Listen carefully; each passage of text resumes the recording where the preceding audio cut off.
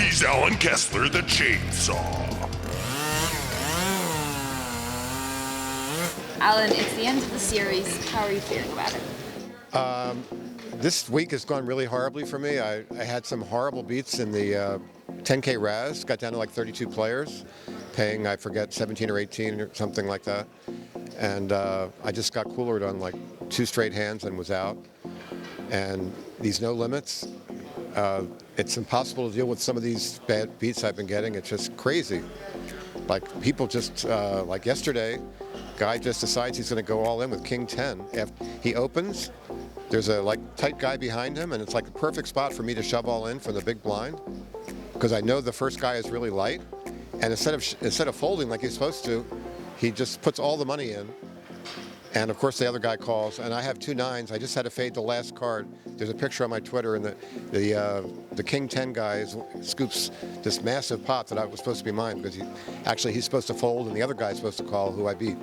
So, but today I got a tougher table, so it's actually better for me because people actually fold and have reasonable chips going to the dinner break, 1 bullet. So see how it goes. Have you had enough? Are you ready to? Yeah, I think I'm going to play that Super Turbo thing tomorrow. But I think the WSOP dropped the ball on this one. This is the closer. It's supposed to be like a marquee event. And if they would have made this like 50,000 chips or even like 40,000, I think it would have gotten like double the attendance, because people play once and then they just quit, because like you can't rebuy in this, because once it gets to like 1,000, 2,000, you only have like 10 bets. So what happened was there was an 800 that had 40,000 chips and people got spoiled. And then they come to play the closer, which is like a marquee event with only 25,000 chips for double the price. And people got, disappointed and they left. And like today is the same thing. It's a very, like you can see, half the room is empty. I don't know if you have a picture of that, but I think if they're going to do the closer again, just lead up to it with a event like yesterday, like the 800, make it a smaller amount of chips, and then offer a big amount of chips on the last one. Because doing it the opposite way, people just get frustrated and they quit, which is what happened yesterday and today. So. And it's the end of the series for this year, but it's also the end of the series in the Rio. How are you feeling about that? I've played pretty much a full schedule since like 2010 at the Rio, and it's like just walking in here, it's the same feeling every time. I really enjoy coming to the Rio. I know everything about it inside and out. I've had 3 close calls for bracelets here, 1 close call in WSOP Europe that doesn't really count. This year has been a disaster. So maybe the change of scenery at Bally's in Paris will be good, but I just hope they figure out the parking, because if they don't figure out the parking, it's going to be impossible.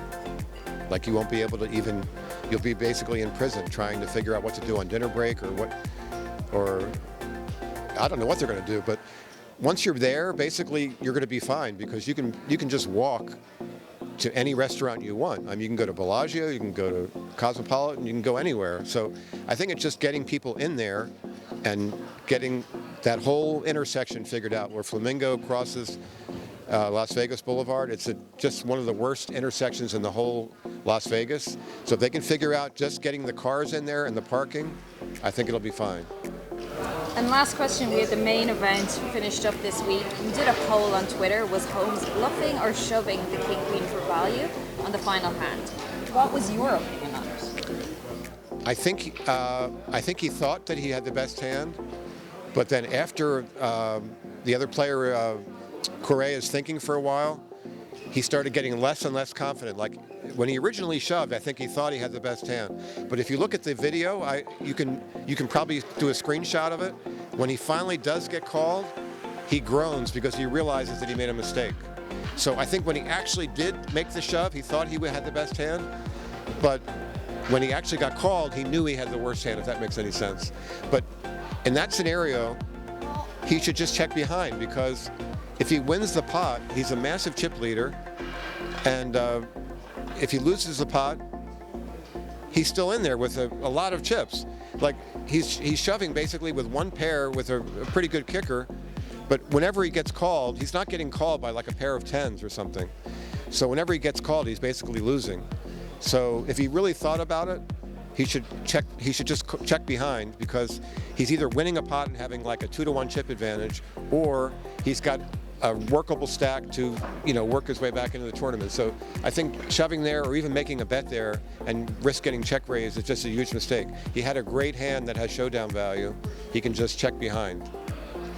Perfect. I'm sad to see the chainsaw report go until 6 months from now. What's next for you after the WSOP? I'm going to this WPT Florida. I really enjoy that venue. It's one of my favorite places. I'm just going to go on Friday and play one bullet on Saturday, and then stay that weekend. And then after that, going to another one of my favorite venues, Cherokee Casino, which if anybody hasn't played there, it's one of the softest fields you'll ever find, and they have $1 million main event. So I'm going to that right after that. Best of luck. All right, thanks guys. Our coverage of the WSOP is powered by ClubGG.